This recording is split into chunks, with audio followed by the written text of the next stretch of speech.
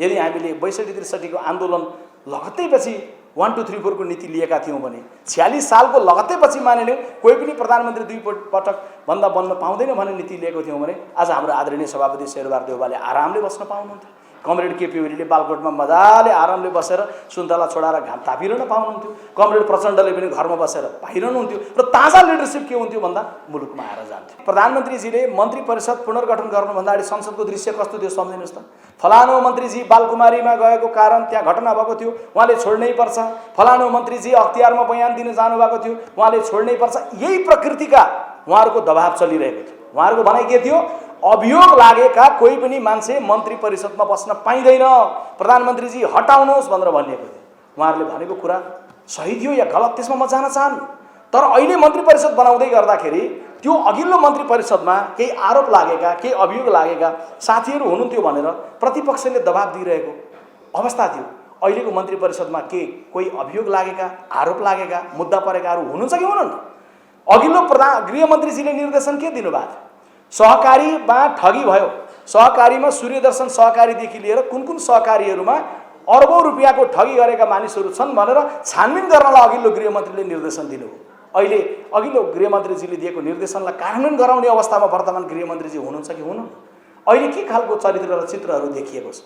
त्यसैले म कसैलाई पनि केही अभियोग लगाउन चाहन्न, कसैलाई पनि मैले केही आरोप लगाउन चाहन्न।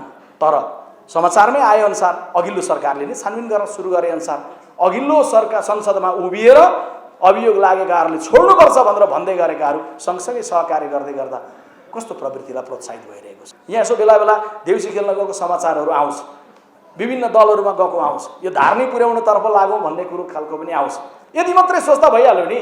कमरेड प्रचण्डले अलिअघि पोहोर एमालेलाई धोका दिनुभयो, अहिले हामीलाई धोका दिनुभयो। हाम्रो प्रमुख सचेतकले संसदमा भने जस्तै धोका खानेहरू सबै कुनै दिन एउटा पोइन्टमा आयो भने बाँकी व्यवस्था आफै भइहाल्छ। अहिले त्यसको लागि हतार गर्न जरुरी छैन। र नेपाली हामी पराधीन भएनौँ, यो सत्य हो। पराजित भएनौँ, यो होइन। हामी पराजित भएका हौँ। नेपालीहरू हामी हारेका हौँ। 1816 को सुगौली सन्धि हाम्रो पराजयको डकुमेन्ट हो। आदरणीय गुरुबा गुरुआमाहरू, कक्षा कोठामा विद्यार्थीलाई कहिले तिमी हारेका छैनौ, तिम्रो पुर्खा कहिले हारेन, यो संसारमा पल्लो देशको कुनै शासकले भन्यो रे के भन्दा मलाई संसारको कुनै सेनादेखि डर लाग्दैन, गोर्खाली सैनिकको नाम सुन्दै गर्दा थर्र मुटु काँप्छ भन्यो रे भनेर कुनै अप्रमाणित खालको तथ्य विद्यार्थीलाई पढाइराखेर विद्यार्थीमा ऊर्जा भर्न सकिन्न। आधा शताब्दीपछि आएको शिक्षा विधेयक संसदमा छ।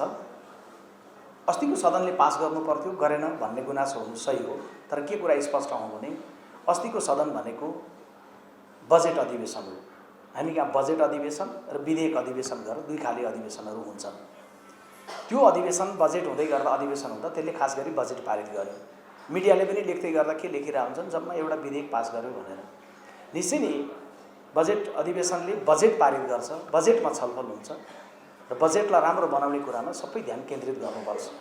तर त्यो अधिवेशनले एउटा चाहिँ मिटर ब्याज सम्बन्धी विधेयक पनि पारित गरेको छ। यद्यपि बजेट अधिवेशन भनेर हुँदै गर्दा त्यसले 5 वटा 6 वटा विधेयक पास गर्न नमिल्ने भन्ने होइन। तर अहिले चाहिँ जुन अधिवेशन चलिरहेको छ नि, यो चाहिँ के हो भन्दा विधेयक अधिवेशन हो। यो चाहिँ बजेट यसले पास गर्नु पर्दैन। यो वैशाखको पहिलो हप्ता या चैत्र मसान्तसम्म चल्ला। त्यस पछाडि चाहिँ फेरि बजेट अधिवेशन भनेर वैशाखको मध्यदेखि उतापट्टि अर्को सेसन फेरि सुरु हुन्छ। त्यसकारण अहिले हामी सबैको जोड के छ भन्दा यो विधेयक अधिवेशन मार्फतबाट शिक्षा विधेयक जे छ, विद्यालय शिक्षा विधेयक यो पारित हुनुपर्छ। 50 वर्षपछि आएको छ, तपाईहरु सबैलाई बधाई छ। यसमा जे कमजोरी भएको छ, फेरि के कुरा साथीहरूलाई अस्पष्टता नरहोस् भने नेपाली कांग्रेस पार्टीले सुनेन, नेपाली कांग्रेस पार्टीलाई हामीले खोज्नु पर्यो होइन।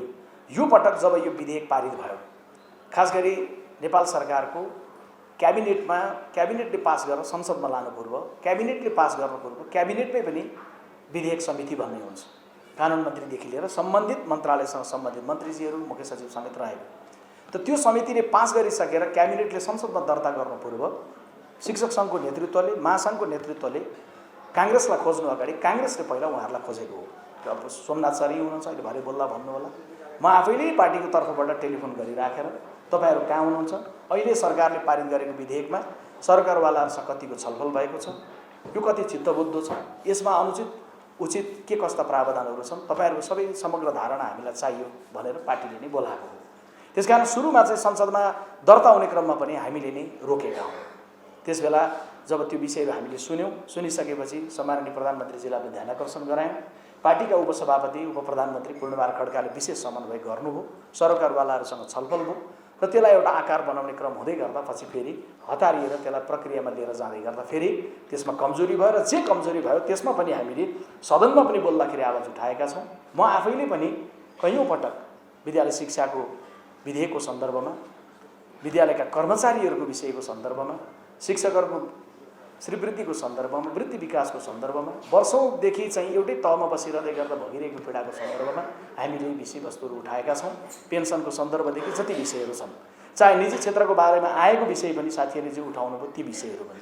त्यसैले नेपालमा विद्यालय शिक्षाको स्तरलाई, अवस्थालाई सुधार गराउने कुराको सन्दर्भमा यो विद्यालय शिक्षा विधेयक परिमार्जित भएर आउँदै गर्दाखेरि यसले चाहिँ महत्त्वपूर्ण योगदान गर्छ। त्यो दिशामा हामी गम्भीर छौँ। म त्यो आग्रह गर्न चाहन्छु। आदरणीय साथीहरू, शिक्षा विधेयक मार्फतबाट आउने विषय, त्यस पछाडि तपाईँहरूको पार्टीसँगको सदस्यता सम्बन्धी वैकल्पिक व्यवस्थाको विषय, यी विषयहरू भनेको विद्यालयलाई व्यवस्थित गर्ने कुरो र त्यो विद्यालयमा पढाइरहेका शिक्षकहरूको राजनीतिक आस्थासँग सम्बन्धित विषयको व्यवस्थापन गर्ने विषय मात्रै हो। त्यो विषय आफैमा पुरै समाजको व्यवस्थापनको विषय होइन। र सिङ्गो समाजलाई नेतृत्व गरिरहेको तह चाहिँ को हुन्छ भन्दा विद्यालयहरू हुन्छन्। विद्यालयहरू आज कुन रूपमा परिचालित हुन्छन्, विद्यालयहरूले आज के कस्तो चाहिँ प्रकाश दिन्छन्, यसले अबको दशकलाई, 2 दशकलाई, 3 दशक पछिको लागि एउटा उज्यालो दिन्छ। आज नेपालको राजनीति सही ढङ्गले अगाडि गइरहेको छैन भनेर मान्यौँ भने, या सही ढङ्गको नेतृत्व चाहिँ देशको नेतृत्वमा छैन कि भनेर हामीले आशंका गऱ्यौँ भने हामीले फर्केर फेरि त्यस बेलाको विद्यालयहरू हेर्नुपर्ने हुन्छ। सायद त्यो बेलादेखि नै हामी कहीँ न कहीँ कमजोरीहरू भएका छन्। अझै अहिलेको सम्माननीय प्रधानमन्त्रीजी त आफै विद्यालय पढेको मात्र होइन, पढाएको मान्छे पनि हुनुहुन्छ। सायद हाम्रो समग्र शिक्षा पद्धतिमा कहीँ कमजोरी थियो, जसले हामीले सर्वोत्तम प्रकृतिको राजनीतिक नेतृत्व नेपालको लागि सायद उत्पादित गर्न अलि सकेका छैनौँ। यसो भनिरहँदै गर्दाखेरि हामीले एकदमै खराब नेतृत्वबाट शासित छौँ भन्ने खालको अर्थ जाने गरी मैले बोलिरहेको छैन। हाम्रो राजनीतिमा अनेकौँ विसङ्गति हुँदै गर्दा, हिंसात्मक द्वन्द्वहरू हुँदै गर्दा हाम्रो राजनीतिक नेतृत्वले नै हो फेरि शान्तिपूर्ण प्रक्रियाबाट यसलाई हल गरेको। हाम्रो देशमा संविधान बन्न नसक्दा राजनीतिक दलहरूको बिचको द्वन्द्वले भयो, फेरि संविधान बन्न सक्ने अवस्था पनि राजनीतिक दलहरूको नेतृत्वबाट नै भयो। त्यसैले एक ढङ्गको अवस्थासम्म नेतृत्व गर्न सक्ने, राजनीतिक प्रकृतिका विषयवस्तुलाई उठान गर्न सक्ने, ती विषयवस्तुलाई निष्कर्षमा पुर्याउन सक्ने क्षमता हाम्रो राजनीतिक नेतृत्वले प्रस्तुत गरेको छ। यसको लागि अहिलेको प्रधानमन्त्रीजीलाई भन्नुहोस्, या हाम्रो वर्तमान सभापतिज्यूलाई भन्नुहोस्, या नेकपा एमालेको अध्यक्ष कमरेड केपी ओलीजीलाई भन्नुहोस्, सबैलाई नै बधाई दिनुपर्छ। किनभने देशले एउटा मार्ग कम्तीमा शान्ति प्रक्रिया मार्फतबाट पाएको छ, संविधान निर्माण गरेर पाएको छ, 3 तहको निर्वाचनबाट नेतृत्व चयन गरेर पाएको छ। तर त्यो विषय के हो भने त्यो पनि प्रारम्भ मात्रै हो। त्यो त एउटा लामो यात्राको लागि एउटा साधनको तयारी मात्रै हो। अब हामीले हाम्रो समाजमा देखिएका कतिपय विषयवस्तुहरूलाई राजनीतिले पनि र शैक्षिक क्षेत्रले पनि, शिक्षा जगतले र राजनीति जगतले एक ठाउँमा उभिएर आजको समाजलाई हेर्न जरुरी छ। सिंहदरबारबाट हेर्ने दृष्टि र कक्षा कोठाबाट एउटा गुरुले हेर्ने दृष्टिको बिचमा तादम्यता बनाइराखेर आजको समाजको समस्याहरूलाई पहिचान गरेर, चिरफार गरेर आजको समाजमा हामीले एउटा विश्वास भर्न जरुरी छ। त्यसैले नेपाली कांग्रेस पार्टीको महासमितिको बैठकमा म मार्फतबाट प्रस्तुत भएको पार्टीको तपाईँले डकुमेन्ट हेर्नुभयो भने समसामयिक राजनीतिक प्रस्तावमा लेखिएको मध्येको एउटा च्याप्टर छ नेपाली समाजको विविध प्रकृतिको मनोविज्ञानको विषयको बारेमा छ। त्यसबारेमा म लामो अहिले जान चाहन्छु, तर हाम्रो समाजमा आवेग पनि छ। त्यो आवेगलाई पनि हामीले चिन्नुपर्छ। कतिपय डिसइन्फर्मेसनले भएको छ, कतिपय मिसइन्फर्मेसनले भएको छ, कतिपय हाम्रो कमजोरीले भएको छ। हाम्रो कमजोरीले भएको कुरोलाई हामीले सुधार गरेर जानुपर्छ। यो अहिलेको संविधान भनेको नेपाली जनताले घाममा लाम लागेर दिएर, मत दिएर पठाएका प्रतिनिधिहरूले निर्माण गरेको संविधान, यो विशिष्ट प्रकृतिको प्रक्रियाबाट बनेको संविधान हो। तर यो संविधान त्यति बनिसकेर पनि, 3 तहको निर्वाचन भइसकेर पनि, मुलुकले एउटा बाटो शान्तिपछि पाइसकेर पनि किन आवेग छ समाजमा? हामीले यसको खोजी गर्नुपर्छ। त्यो खोजी गर्ने कर्म राजनीतिक नेतृत्वले पनि गर्नुपर्छ र त्यो खोजी गर्ने कर्म विद्यालय चलाइरहनुभएका आदरणीय गुरुबा गुरुआमाहरूले पनि खोजी गर्नुपर्छ। तपाईहरुको विषय त जुन विषय जसलाई हल गर्न नसक्दा त्यसले आवेगमाथि अझै आवेग थप्छ। विद्यालय शिक्षा विधेयकलाई परिमार्जित गरेर तपाईहरुको आन्दोलनको जे विषय छ, आन्दोलनमा जे सम्झौता भएको छ, तपाईहरुले कांग्रेसको पछिल्लो महासमितिको डकुमेन्ट पनि पढ्नुभयो भने जो समसामयिक राजनीतिक प्रतिवेदनको रूपमा मैमार्फत आएको डकुमेन्टमा पनि के उल्लेख छ भने विद्यालय शिक्षा विधेयक आइसके पछाडि शिक्षकहरूको जे आन्दोलन उठ्यो त्यो आन्दोलनसँग सरकारले जे सम्झौता गरेको छ त्यो सम्झौतालाई अक्षरशः पालना गरेर जानुपर्छ भन्ने कुराको पक्षमा नेपाली काङ्ग्रेस पार्टीको महासमितिको बैठक उभिएको छ भनेर लेखिएको छ। त्यसैले नेपाली काङ्ग्रेस पार्टी हाम्रा विषयलाई उठान गर्ने सवालमा, नेपाली शिक्षकहरूको विषयलाई हल गर्ने सवालमा हामीसँग उभिएको छैन कि, हाम्रो कुरो सुनिरहेको छैन कि, हाम्रो कुरो बुझिरहेको छैन कि भन्ने खालको चाहिँ आशंका तपाईँहरूले राख्नुहुन्न र तपाईँहरू मार्फतबाट चाहिँ तपाईँहरू आफैले पहिला चाहिँ शान्तपूर्वक संयमतापूर्वक ती विषयलाई हल गर्ने प्रक्रियामा गएको छ। अब हामीले सिङ्गो समाजको आवेगलाई चाहिँ समन्वयमा लिएर जानुपर्छ भन्ने चाहिँ तपाईँहरूले मनोविज्ञान बनाउनुपर्छ भन्ने म आग्रह गर्न चाहन्छु। आज समाजमा सबैभन्दा बढी भत्किएको के छ? विश्वास भत्किएको छ। तपाईँ आफैले आँखा सिम्म गरेर बिहानै सोच्नुभयो भने तपाईँलाई आज दिनभरिमा कोसँग विश्वास होला भनेर खोज्नुभयो भने बडा गाह्रो हुनसक्छ। घरमै समस्या छ, छिमेकमा समस्या छ, स्कुलमा गयो सँगैको साथी हेर्दै गर्दा रिस उठ्न सक्छ, छिमेकको परपर दोकानेसँग रिस उठ्न सक्छ। विश्वास हामीलाई कसैसँग नरहिरहेको अवस्था छ। दलहरूप्रति विश्वास नहुने, प्रशासनप्रति विश्वास नहुने, न्यायालयप्रति विश्वास नहुने, आफ्नै सहयात्रीप्रति विश्वास नहुने। समाजमा सबैभन्दा डरलाग्दो कुरो के हुन्छ? समाजमा डरलाग्दो कुरो के हुन्छ भने विश्वास टुट्नु हुन्छ। एकजना दार्शनिकले सोध्दै गर्दाखेरि, मान्छेहरूले सोध्दै गर्दा भनेछन् कि नागरिकलाई राज्यले के दिनुपर्छ भन्दा उनले 3टा कुरा भनेछन्, रोटी, सुरक्षा र विश्वास। र 2टा दिनुपर्छ भने के दिनुपर्छ भन्दा उनले भनेछन् सुरक्षा र विश्वास। सुरक्षा दियो, विश्वास पनि दियो भने नागरिकले रोटीको लागि आफै सङ्घर्ष गर्छ। तर एउटा मात्रै दिनु पर्यो भने के दिनुपर्छ महात्मा भन्दै गर्दा उनले विश्वास राज्यले दिनुपर्छ। विश्वास दियो भने नागरिकले आफ्नो सुरक्षा पनि गर्छ, नागरिकले आफ्नो रोटीको प्रबन्ध पनि गर्छ। त्यसैले नेपाल देशमा अहिले सबै कुरो भएर पनि, एउटा प्रणाली भएर पनि केही न केही काम कुराहरू अगाडि बढिरहेको हुँदै गर्दाखेरि पनि हामी अहिले विश्वास टुटिरहेको पाउँछौँ। यो देशमा केही भइरहेको छैन, यो देश बन्दैन, यो देश बनाउन सकिन्न भन्ने निराशाको मनोविज्ञान तपाईँले अत्यन्तै धेरै चाहिँ के देख्नुहुन्छ भन्दा समाजमा देख्नुहुन्छ। यथार्थ के हो त? यो देश कहीँ अगाडि बढी नरहेको हो त? हिजोको नेपाल हिंसाको नेपाल थियो, आज शान्तिको नेपाल छ। यो त्यही नेपाल हो त जहाँ हिंसा थियो, आज शान्ति छ। हिजोको नेपाल संविधान विहीनताको थियो, संविधान लेख्न नसकेको थियो, संविधान सभा विघटन भएको नेपाल थियो, आज संविधान लेख्न सकेको नेपाल छ। हिजोको नेपाल स्थानीय तहमा एउटा वडाध्यक्षसम्म नपाइरहेर 54 सालपछि चुनाव नभएर एकैचोटि 74 सालमा आएर चुनाव हुँदै गरेको त्यो 20 वर्षको स्थानीय नेतृत्व खाली भएको नेपाल थियो। आज स्थानीय तहमा तपाईँले मत दिएको, मैले मत दिएको, जुनसुकै आस्थाका मानिस हुन्, तर त्यहाँ नेतृत्व प्राप्त गरेको अवस्था छ। अहिले भर्खरै म तपाईँको भोजपुरको नेपाली काङ्ग्रेसको जिल्ला सम्मेलनमा जाँदा कुनै बेला 1.5 दशक अगाडि प्लेन चढेर गएको, आज म मोटरको बाटो गएर जाँदै गर्दा म हेर्दै गएँ कि खोटाङको सदरमुकाम दिक्तेलबाट साकेला हुँदै ट्याम्के हुँदै त्यहाँको सदरमुकाम पुग्ने बाटोको द्वन्द्व किन भइरहेको छ? त्यो बाटोहरू हेर्न जाँदै गर्दाखेरि तपाईँ त्यो दर्शन गर्दै तपाईँ जानुभयो, बिचमा हलेसी महादेव दर्शन गर्दै जानु भने त्यो जान सक्ने बाटोहरू भनेको छ। तपाईँले यो बागमती भित्रैको ठाउँहरू हेर्नुभयो भने बाटोको सन्दर्भमा, बिजुलीको सन्दर्भमा, गाउँहरूमा पुगेको +2हरूको सन्दर्भमा, स्वास्थ्य चौकीहरूको सन्दर्भमा, खानेपानी पुगेको सन्दर्भमा, विद्युत उत्पादनको सन्दर्भमा केही न केही कामहरू निश्चय नै भएको छ। तर आज समाजमा फेरि पनि के छ, ती भइराखेर पनि त्यसको क्वालिटीमा स्वाभाविक रूपमा प्रश्न उठ्छ। खानेपानी कतिमा पुगेको छ भन्दा झन्डै 80-85% पुगेको छ। तर शुद्ध पिउने पानी कतिकोमा पुगेको छ भन्दा 23-24% पुगेको छ। तपाईँको लागि परिवर्तन के हो? हिजो खानेपानीको धारा थिएन, पानीको धारा आयो, तपाईँको लागि परिवर्तन हो। तपाईँको छोरा या छोरीको लागि त्यो परिवर्तन होइन। उसको लागि पानी, शुद्ध पानी पिउने पानी आएर भएन, त्यो पिउन योग्य पानी आयो कि आयो। काठमाडौँमा मेलम्चीको पानी आए पनि सिधै धाराबाट खन्याएर खान सकिन्छ कि सकिँदैन? हाम्रो अघिल्लो पुस्ताको लागि मेलम्चीको पानी आउनु परिवर्तन हुन्छ, पछिल्लो पुस्ताको लागि मेलम्चीको पानी आएर पुगेन, त्यो पानी पिउनका लागि अत्यन्त उपयुक्त प्युरिफाई गरिएको छ कि छैन, त्यो हुन्छ। त्यसैले हामीले गर्नुपर्ने कामहरू थुप्रै छ। हामीले बाटो बनायौँ भनेर पुगेन, अब त्यो बाटो क्वालिटीको बनाउनु पर्यो। स्वास्थ्य चौकी बनायौँ भनेर पुगेन, अब स्वास्थ्य चौकीमा डाक्टर र औषधिको पर्याप्तता हुनु पर्यो। हामीले बिजुली गाउँहरूमा पुर्यायौँ भनेर पुगेन, बिजुलीले घरमा चुलो जल्ने हुनु पर्यो, बिजुलीले मोटर कुद्ने हुनु पर्यो, बिजुलीले अन्य सबै यावत व्यवस्थापन गर्न सक्ने हुनु पर्यो। त्यसैले हामीले गर्दै गरेको कामहरूको बिचमा पनि निश्चय नै केही भइरहेको छैन, भइरहेको छ। तर यसलाई चाहिँ एउटा सिस्टमको तहतबाट बुझाउन नसकिएको अनि हामीले सिस्टमको विकास गर्न नसकेको अवस्था छ। त्यसैले कुनै पनि समाजमा संसारभरि नै हेर्नुहोस्, खास गरी अल्पविकसित देशहरूमा जहाँनिर हाम्रो जस्तै प्रकारको गरिबी छ, हाम्रो जस्तै प्रकारको द्वन्द्व छ, ती देशहरूमा के भइरहेको हुन्छ भने राजनीतिक नेतृत्वले सिस्टमको विकास गर्न सक्यो, देशले मार्ग लिन्छ। सिस्टमको विकास गर्न सकेन भने मान्छे हिरोइजमको पछाडि लाग्छ। यो देश कुनै सिस्टमले बनाउने हो कि हिरोले बनाउने हो? एउटा फिल्मको हिरोले बनाए जस्तो गरेर देश बन्दैन। देश बनाउनका लागि सिस्टमको विकास गरेर त्यो हिरोको पनि आवश्यकता हुन्छ। जसले सक्षम ढङ्गले नेतृत्व गरेर जान्छ।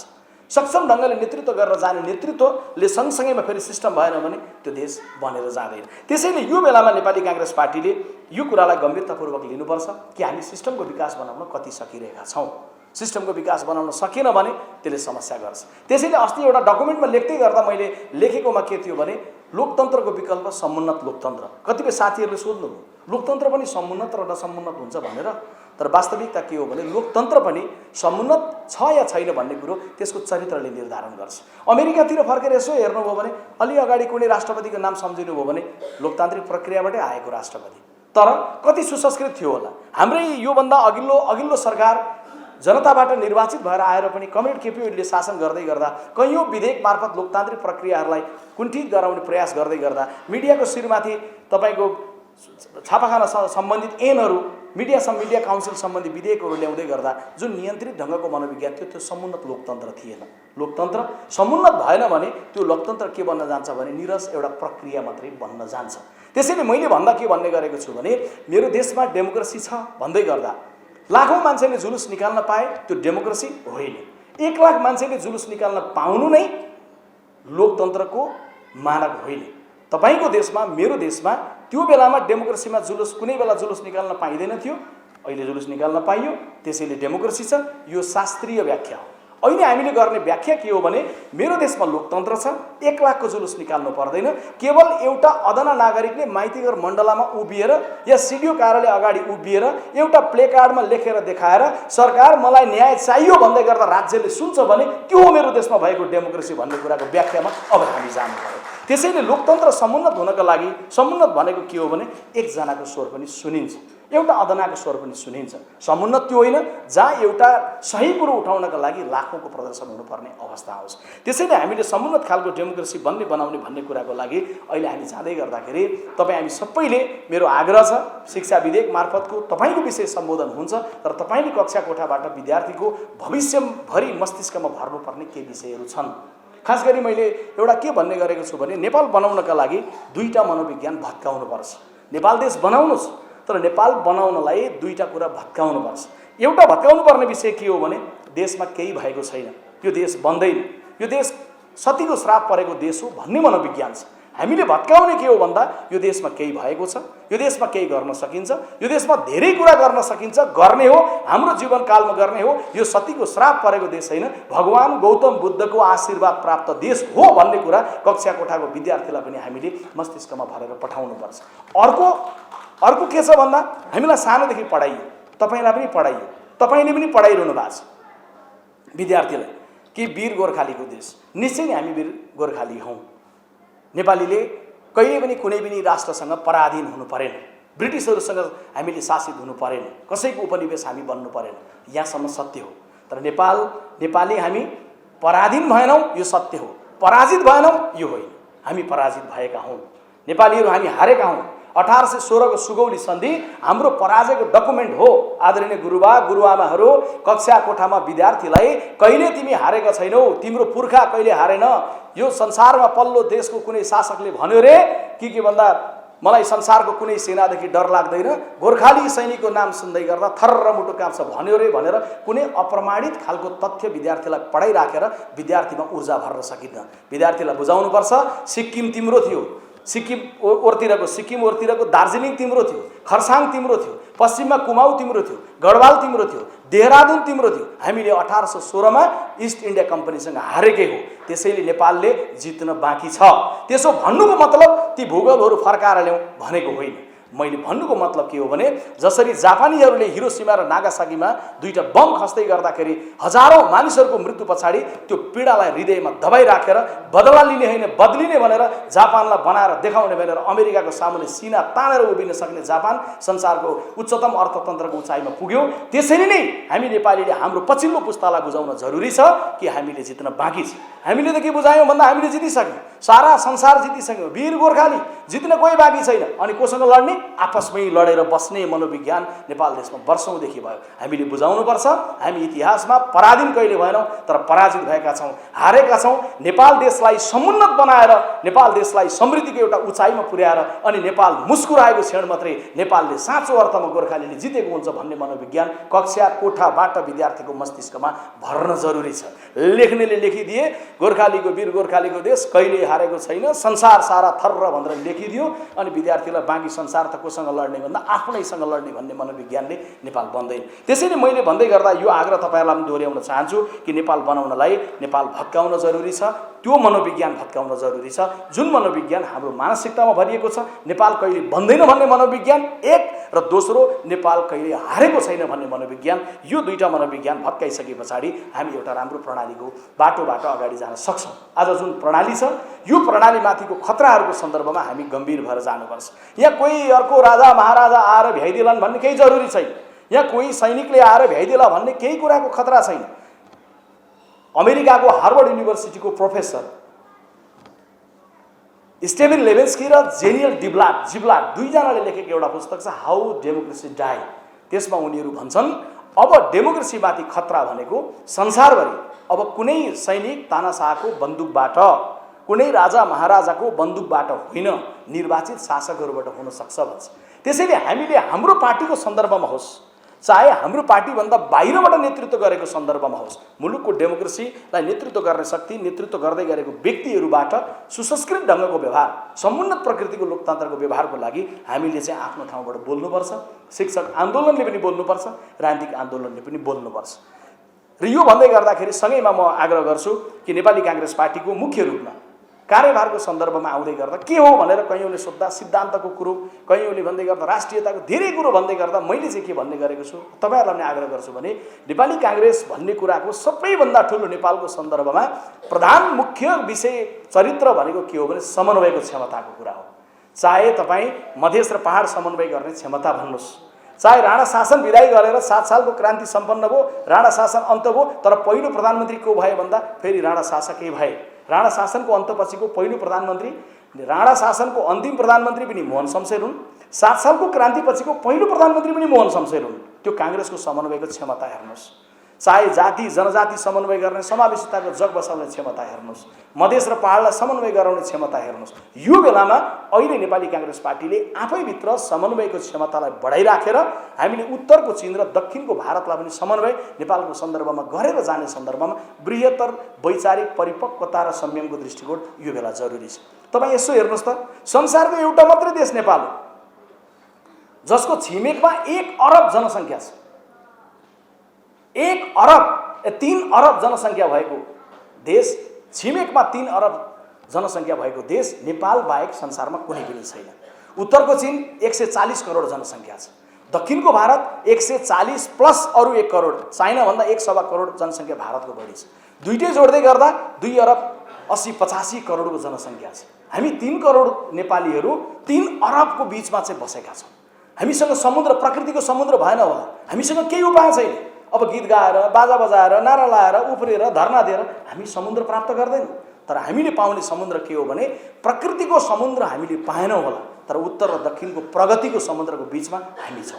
त्यसैले नेपाल देश बन्नको लागि मलाई के लाग्छ भने अहिले शान्ति, संविधान सबै कुरा भइसकेर जहाँनिर मुलुक आइपुगेको छ। आज 10,000 मेगावाट बिजुली भारतलाई बेच्न सक्ने भन्ने जुन ताकतमा पुग्दैछ, ब्युटिफुल डेज अफ हिस्ट्री भनेर तपाईँले भन्नुभयो भने नेपाल आज अत्यन्तै सम्भावनाको मोडमा उभिएको छ। उत्तर र दक्षिणसँग व्यावसायिक सम्बन्धलाई विस्तार गरेर जाने हो भने हिजो हामीले चाहिँ भारतमा के लिएर आए, हाम्रा प्रधानमन्त्री के लिएर आए भन्दै गर्दा आज भारत गएर बिजुली बेच्न सक्ने सामर्थ्य नेपालले प्रस्तुत गरेर आयो भन्दै गर्दा हामीले सम्झिनुपर्छ गिरिजाप्रसाद कोइराला र सँगैमा सम्झिनुपर्छ शैलजा आचार्यलाई। जुन बेलामा गिरिजाप्रसाद कोइराला प्रधानमन्त्री हुनुहुन्थ्यो, शैलजा आचार्य जलस्रोतको मन्त्री हुनुहुन्थ्यो, त्यही बेला हो निजी क्षेत्रलाई विद्युत उत्पादनमा प्रवेश गर्न दिइयो। शैलजा आचार्य मन्त्री भएको बेला दिइयो। आजको प्रधानमन्त्रीजीले गएर भारतमा भन्नु होला, तर जादु मन्त्र गरेर प्रधानमन्त्री भएको 6 महिनापछि त्यो ताकत आएको होइन। यसको पछिल्तिर काङ्ग्रेस। जब नेपाल देशले बिजुलीको ठुलो आकारमा हामी भारतलाई बेच्न सक्ने हुन्छौँ, हामीले इभी हामीले चलाएर उताबाट आउने पेट्रोल र डिजेललाई हामी घटाएर जान्छौँ, जब हामी इलेक्ट्रिक तपाईँको ओभनहरू चलाएर हामीले एउटा बिजुलीले खाना पकाउने के भन्छ एउटा त्यो एउटा चुलो हुन्छ, त्यो के भन्छ इन्डक्सन चुलो चलाएर अथवा तपाईँको चाहिँ हामीले चाहिँ ओभनहरूबाट चलाएर बिजुलीका उहरूबाट भान्सामा पकाउने गर्दै गर्दा त्यसले के गर्छ भने उताबाट आउने ग्यासको आकारलाई घटाएर जान्छ, डिजेल र पेट्रोलको आकारलाई घटाएर जान्छ। आज सबैभन्दा ठुलो व्यापार घाटा नेपालको केमा छ? त्यही डिजेल र पेट्रोलमा घाटा छ। आज हाम्रै देशको बिजुलीले गाडी चल्ने, हाम्रै देशको बिजुलीले खाना पाक्ने, अनि हामीले उब्रेको बिजुली चाहिँ भारतलाई बेच्ने, उब्रेको बिजुली चाहिँ बङ्गलादेशलाई बेच्ने भइसके पछाडि नेपाल देश एउटा शिक्षकले काम गर्दै गर्दा, आज विद्यालय शिक्षकले काम गरेर पढाउँदै गरेको शिक्षकले महिनावारी गुज्रेर जाँदै गर्दा महिनै पछि त नहोला 3 महिनापछि एकचोटि 3 महिनाको पैसा पाउँदै गर्दाखेरि जुन रकम बोकेर घर जाँदै गर्दाखेरि बजार मूल्यसँग समायोजन हुन नसकेको, त्यो उठाएको रकमले सम्मानित जीवन पाउन नसकिरहेको अवस्था हुन्छ नि। 10,000 मेगावाट बिजुली नेपाल देशले भारतलाई बेच्न सकिसकेपछि देशको ढुकुटीमा जुन पैसा हुन्छ नि, त्यो 3 महिनामा प्राप्त गर्दै गरेको पैसा 3वटा महिनाको जोडेर होइन कि जति हुन्छ त्यो एउटा महिनामा नेपालको एउटा शिक्षकले प्राप्त गर्न सक्ने अवस्थाको दिशातर्फ नेपाल देश जाँदैछ। ढुकुटीमा त्यो पैसाको अवस्था बन्ने क्रममा जाँदैछ। त्यसैले मलाई के लाग्छ भने शिक्षण पेसाका प्रतिको आकर्षण बढाउनका लागि पनि, त्यो विश्वास बढाउनका लागि पनि शिक्षा विधेयकले गर्ने कुरा त आर्थिक कुराभन्दा अलिक फरक धेरै कुराहरू होला, तर शिक्षा विधेयकले आर्थिक कुराको केही सुरक्षा गर्दै गर्दा, त्यसको अमाउन्टको हिसाब किताब गर्दै गर्दा मुलुकको बढेको बलियो हुँदै गरेको अर्थतन्त्रसँग समायोजन गरेका दिन तिमी के बन्न चाहन्छौ भविष्यमा भन्दै गर्दा मान्छेले म शिक्षक बन्न चाहन्छु भन्ने खालको अवस्था बन्न सक्छ। नभए आज तपाईँहरूले नै पढाउँदै गरेको विद्यार्थीलाई सोध्नुहोस्, धेरै अघि लेख्दा हामीले लेखेका छौँ, बोल्दा भनेका छौँ, अरूले बोलेका छन्, अरूले लेखेका छन्। +2 को विद्यार्थीलाई गएर कक्षा कोठामा बाबु नानी भविष्यमा के बन्न चाहन्छौ भन्यो भने डाक्टर भन्छन्, इन्जिनियर भन्छन्, कवि भन्छन्, कलाकार भन्छन्, चित्रकार भन्छन्, शिक्षक कोही भन्दैन, नेता कोही भन्दैन। अबको 20 वर्षपछि के हुन्छ? अब कोही वडाध्यक्ष हुँदैन, अबको 20 वर्षपछि कोही सांसद हुँदैन, अबको 20 वर्षपछि कोही मन्त्री हुँदैन, अबको 20 वर्षपछि स्कुलमा शिक्षक कोही हुँदैन। हुन त हुन्छ, फेरि पनि शिक्षक चाहिन्छ, फेरि पनि राजनीतिज्ञ चाहिन्छ, तर किन मान्छेलाई त्यो शिक्षक बनौँ भन्ने हामीले जगाउन सकेनौँ? किन हामीले चाहिँ राजनीतिज्ञ बन्नौँ भन्ने जगाउन सकेनौँ? त्यसको पछिल्तिर राजनीतिको हाम्रो कमजोरीको पाटो जे छ त्यसलाई चिरफार गर्ने कुरोमा हामी लाग्दैछौँ। शिक्षा विधेयकले दिने एउटा सन्तुलन, त्यस पछाडि मुलुकको अर्थतन्त्रले दिने सन्तुलन पछाडि एउटा आकर्षण शैक्षिक जगतको सन्दर्भमा बन्छ र राजनीतिमा पनि केही रूपान्तरणको विषयहरू जति हामीले उठाउँदैछौँ त्यसले एउटा आकर्षणको विषय बन्छ। त्यसैले काङ्ग्रेसको अस्तिको महासमितिको बेलामा ल्याउँदै गरेको डकुमेन्टमा मैले पहिले महामन्त्री पदको चुनाव लड्दै गर्दा भनिआएको विषयलाई मैले उल्लेख गरेर ल्याएँ। त्यो भनेको के हो भने 1 2 3 4 को एउटा पोलिसीको कुरा हो। मैले त्यहाँ भन्दा भने कि यो देशको राष्ट्रपति एकपटक मात्रै शपथ ग्रहण गर्ने व्यवस्था गरौँ, कोही पनि प्रधानमन्त्री बन्छ भने 2 पटक बन्ने व्यवस्था गरौँ। 2 पटकसम्म प्रधानमन्त्री बनिसके पछाडि त्यो 2 पटक भन्दा म पाउँदिनँ है, 2 पटक भन्दा मेरो अवसर कुनै हालतमा जति लोकप्रिय भए पनि, जति बलियो भए पनि, पार्टीभित्र बलियो होस् कि जनताको बिचमा बलियो होस् कि भिजन धेरै भए पनि मलाई तेस्रो पटक प्रधानमन्त्री बन्न दिन्न भन्ने खालको अवस्था बनायो भने त्यसले के गर्छ? त्यसले स्वाभाविक रूपमा राजनीतिमा एउटा स्वच्छताको अवस्था बनाउँछ, प्रतिस्पर्धाको अवस्था बनाउँछ, गुणलाई मैले क्षमतालाई प्रस्तुत गर्नुपर्छ भन्ने अवस्था बनाउँछ। यदि हामीले 62-63 को आन्दोलन लगत्तैपछि 1 2 3 4 को नीति लिएका थियौँ भने 46 सालको लगत्तैपछि मानिलिउँ कोही पनि प्रधानमन्त्री 2 पटक भन्दा बन्न पाउँदैन भन्ने नीति लिएको थियौँ भने आज हाम्रो आदरणीय सभापति शेरबहादुर देउवाले आरामले बस्न पाउनुहुन्थ्यो। कमरेड केपी ओलीले बालकोटमा मजाले आरामले बसेर सुन्तला छोडाएर घाम तापिरहन पाउनुहुन्थ्यो। कमरेड प्रचण्डले पनि घरमा बसेर पाइरहनुहुन्थ्यो र ताजा लिडरसिप के हुन्थ्यो भन्दा मुलुकमा आएर जान्थ्यो। त्यसैले मैले यो तपाईँहरूलाई उदाहरणको लागि मात्रै मैले के भनेको भने अब राजनीतिमा सुधार, अर्थतन्त्रमा सुधार, शिक्षा क्षेत्रमा सुधार, समाजमा सुधार, यी सबै कुराको लागि चाहिँ हामीले पार्लियामेन्टमा गएर बोल्ने, आवाज उठाउने, तपाईँहरूको मतलाई, भावनालाई प्रतिनिधित्व गर्ने र देशलाई मार्ग दिने एउटा अवस्थामा आएको छ। किनभने हामीले कुनै हिंसात्मक द्वन्द्व गरिरहेकोलाई वार्ता गरेर ल्याउनु छैन। हामीले कसैलाई संविधान लेख्नलाई फकाइ फुलाइ गरेर आउनु संविधान लेखौँ भन्नु छैन। एउटा मार्गमा मुलुक आएको छ। त्यसैले यो बेलामा चाहिँ सबैभन्दा बढी चाहिँ आकर्षण शैक्षिक जगतका प्रति तपाईँले गर्दै गरेको कर्मका प्रति तपाईँको विश्वास, तपाईँले गर्दै गरेको जिम्मेवारीका प्रति म अत्यन्तै सत्कर्ममा छु भन्ने विश्वास चाहिँ जरुरी हुन्छ। नभए कस्तो हुन्छ भने तपाईँहरू नरिसाउनु होला, सँगै पढेका साथीहरूको एउटा भेला थियो, म हामी सँगै पढेका साथीहरूको, अनि परिचय कार्यक्रमको लगभग चाहिँ हामी 42-43 को एसएलसी को साथीहरू छुट्दै गर्दाखेरि सबैले परिचय दिँदै गए। ऊ चाहिँ इन्जिनियर छ, म इन्जिनियर छु फलान ठाउँ भन्छ। ऊ अर्कोले के भन्दाखेरि भने म चाहिँ के भन्दाखेरि भने वकिल छु भनेर सानसँग वकिल भनिरहेछ। अर्कोले के भन्दैछ मैले यसो राजनीतिमा छु भने, अर्कोले टुरिज्म व्यवसाय भने, अनि एउटा सँगै पढे साथीले के गर्ने अरे यसो स्कुलतिर हल्लिँदैछु भने यो भन्न पाइँदैन।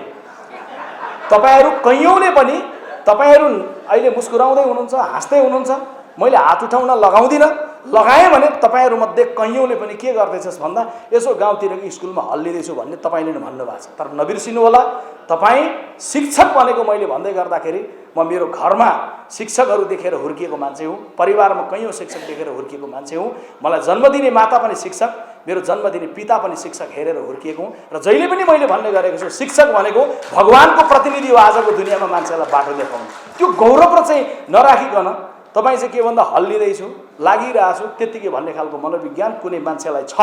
आजको हलबाट निक्लिँदै गर्दाखेरि सोध्नु होला, है हल्लिँदैछु भन्ने मनोविज्ञान छ भने छोडिदियो, सिधै काङ्ग्रेसको वडा सदस्य हुने काममा बरु लाग, तर शिक्षक बन्ने कुरामा लाग्ने हो भने चाहिँ गौरवका साथ लाग भन्ने खालको मनोविज्ञान चाहिँ तपाईँले भर्नुपर्छ। म त्यो तपाईँहरूलाई अपिल र आग्रह गर्न चाहन्छु, किनभने शिक्षण पेसाका प्रतिको सबैभन्दा बढी चाहिँ श्रद्धा बढाउने, आस्था बढाउने कर्तव्य दुई थरीको हो। एउटा राजनीतिको हो, सिंहदरबारले त्यो कुरामा ध्यान दिनुपर्छ। अर्को स्वयं आफैमा शिक्षक आन्दोलनको हो, स्वयं आफैमा शिक्षकको हो, यो आग्रह गर्नुपर्छ।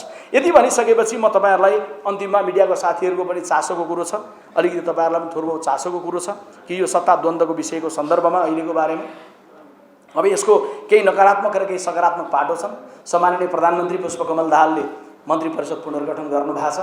हाम्रो चलन बमोजिम, हाम्रो संस्कार बमोजिम हामी यो सरकारको सफलताको कामना गर्छौँ, हामी शुभकामना दिन चाहन्छौँ। यसमा कुनै कन्जुस्याइ छैन। नेपाली काङ्ग्रेस सरकारमा रहँदै गर्दाखेरि पनि सकेसम्म गर्ने काममा भिडेर लाग्छ, बाहिर रहँदै गर्दाखेरि पनि अत्यन्त जिम्मेवार ढङ्गले कर्म गरेर जान्छ। तर अहिले हुँदै गर्दाखेरि केही नकारात्मक यसले सन्देशहरू दिएको छ। एउटा सडकमा कुनै ठाउँमा त्यहाँनिर माइतीघर मण्डलामा बसिरहेको मिटर ब्याजीलाई सोध्यो भने मिटर ब्याजीलाई चाहिएको के थियो होला? मन्त्रीमण्डलको पुनर्गठन, हेरफेर, अथवा विद्यालय पढाउँदै गरेको एउटा शिक्षकलाई चाहिएको कुरो थियो होला शिक्षा विधेयक अथवा मन्त्री परिषदको पुनर्गठन, सत्ताको द्वन्द्व। यसले निराशा गराउँछ। 40 डिग्री सेल्सियसमा काम गर्दै गरेको मान्छेलाई पनि त्यसले के गराउँछ? निराशा गराउँछ। त्यसैले सम्माननीय प्रधानमन्त्रीजीबाट अहिले कदम चाल्दै गर्दा मलाई लाग्यो कि यसले चाहिँ वास्तवमै एउटा आशा जगाउँछ भनेर। तर म चाहिँ कामना गर्छु त्यसलाई आशा जगाउने गरी उहाँहरूले कर्म गर्नुहोस्। तर यसरी सत्ताको द्वन्द्व हुँदै गर्दा यसले नमजा देखिएको छ। यसले चाहिँ सुन्दर रूपमा चाहिँ मानिसहरूमा आत्मानुभूति चाहिँ सन्तोषको अनुभूति चाहिँ बिल्कुलै गराएको छैन, पहिलो कुरो। दोस्रो कुरो, यो गठबन्धन 14 महिनामा 3वटा चेन्ज हुँदै गर्दा यसले अस्थिरता, योभन्दा अस्थिरता अर्को के हुन सक्छ? दक्षिण एसियामा अर्को कुनै देशको नाम भन्नुहोस् त भनेर हाजिरजा प्रतियोगितामा सोध्यो भने कसले भन्न सक्छ कि 1 वर्षमा 3वटा चाहिँ गठबन्धन चेन्ज भएको? पुस 10 भन्दा अगाडि मङ्सिर 4 मा के भनेका थियो? एउटा गठबन्धनमा हुन्छ, पुस 10 मा टुटेको छ, फेरि फागुन चैतमा पुगेपछि हामीसँग मिलेको छ, फेरि अहिले चाहिँ वर्ष दिन पुग्नु पाएको छैन हाम्रो मन्त्रीहरू भएको, तपाईँको चाहिँ फेरि अर्को गठबन्धन बनाएको छ। त्यसले गर्दै गर्दा के हो भने यो अस्थिरता हो। यो अस्थिरताको सबैभन्दा ठुलो चपेटा प्रदेशहरूमा पर्छ। अब उहाँ सुदूरपश्चिम प्रदेश, अब गण्डकी प्रदेशमा हाम्रो मुख्यमन्त्रीजीले माओवादीका मन्त्री बर्खास्त गर्नु, त्यो किनभने त्यो आवश्यकताको कदम हो। बाहिर निक्लेर समर्थन फिर्ता लिनुभन्दा अगाडि व्यवस्था मिलाउनु नै पर्ने हो। मुख्यमन्त्रीजीले गरेको कदम हामीले ओके भन्यौँ, गर्नुपर्छ भन्यो।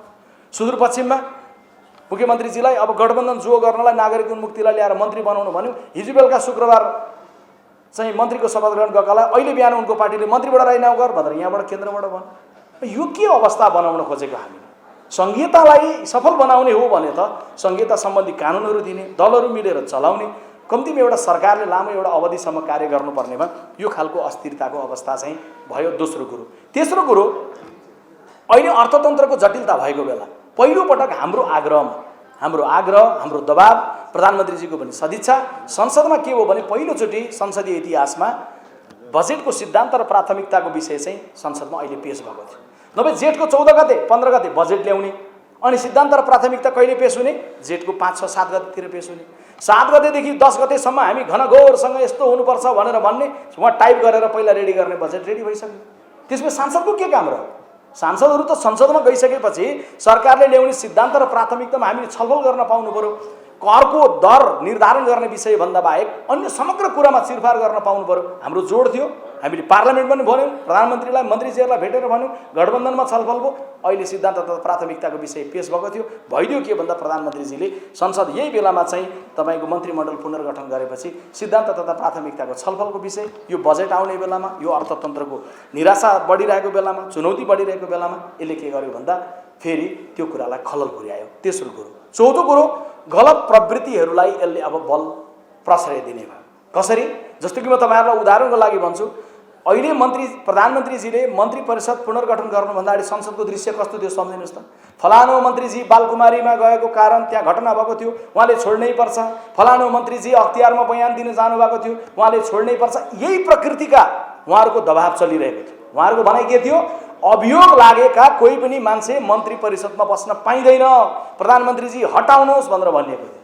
उहाँहरूले भनेको कुरा सही थियो या गलत त्यसमा म जान चाहन्न, तर अहिले मन्त्री परिषद बनाउँदै गर्दाखेरि त्यो अघिल्लो मन्त्री परिषदमा केही आरोप लागेका, केही अभियोग लागेका साथीहरू हुनुहुन्थ्यो भनेर प्रतिपक्षले दबाब दिइरहेको अवस्था थियो। अहिलेको मन्त्री परिषदमा के कोही अभियोग लागेका, आरोप लागेका, मुद्दा परेकाहरू हुनुहुन्छ कि हुनुहुन्न? अघिल्लो गृहमन्त्रीजीले निर्देशन के दिनुभएको थियो? सहकारीमा ठगी भयो, सहकारीमा सूर्यदर्शन सहकारीदेखि लिएर कुन कुन सहकारीहरूमा अर्बौं रुपियाँको ठगी गरेका मानिसहरू छन् भनेर छानबिन गर्नलाई अघिल्लो गृहमन्त्रीले निर्देशन दिनुभयो। अहिले अघिल्लो गृहमन्त्रीजीले दिएको निर्देशनलाई कार्यान्वयन गराउने अवस्थामा वर्तमान गृहमन्त्रीजी हुनुहुन्छ कि हुनुहुन्न? अहिले के खालको चरित्र र चित्रहरू देखिएको छ? त्यसैले म कसैलाई पनि केही अभियोग लगाउन चाहन्न, कसैलाई पनि मैले केही आरोप लगाउन चाहन्न, तर समाचारमै आएअनुसार अघिल्लो सरकारले नै छानबिन गर्न सुरु गरेअनुसार अघिल्लो सरकार संसदमा उभिएर अभियोग लागेकाहरूले छोड्नुपर्छ भनेर भन्दै गरेकाहरू सँगसँगै सहकार्य गर्दै गर्दा कस्तो प्रवृत्तिलाई प्रोत्साहित भइरहेको छ। त्यसैले अहिले जे भएको छ यसले के गर्यो भन्दाखेरि भने नकारात्मक सन्देश यो दियो। तर मेरो चलन बमोजिम, मेरो शैली बमोजिम म सबै कुरो नकारात्मक देख्दिनँ।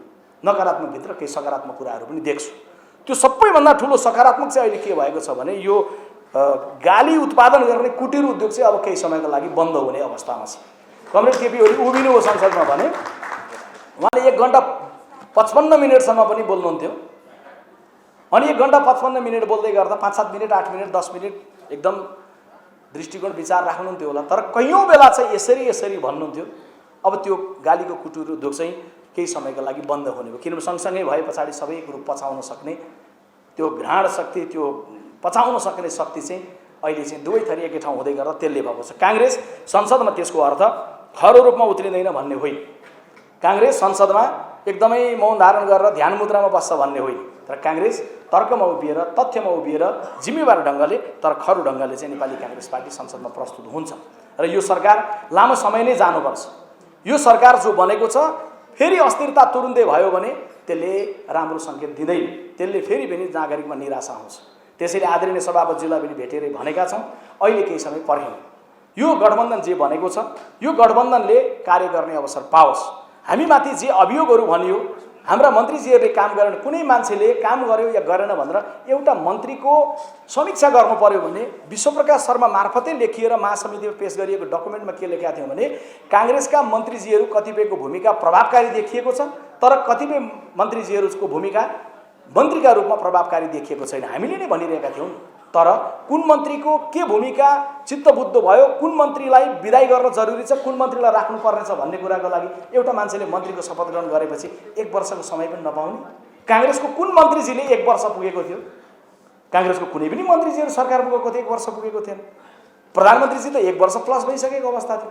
त्यसैले हामी के चाहिरहेका थियौँ भन्दाखेरि भने कम्तीमा मन्त्रीहरूको समीक्षा पनि गरेर एउटा निश्चित समयमा यसबारेमा विकल्पको व्यवस्था गर्न सकिन्छ, तर प्रधानमन्त्रीजीले त्यसमा हतारो गर्नुभयो।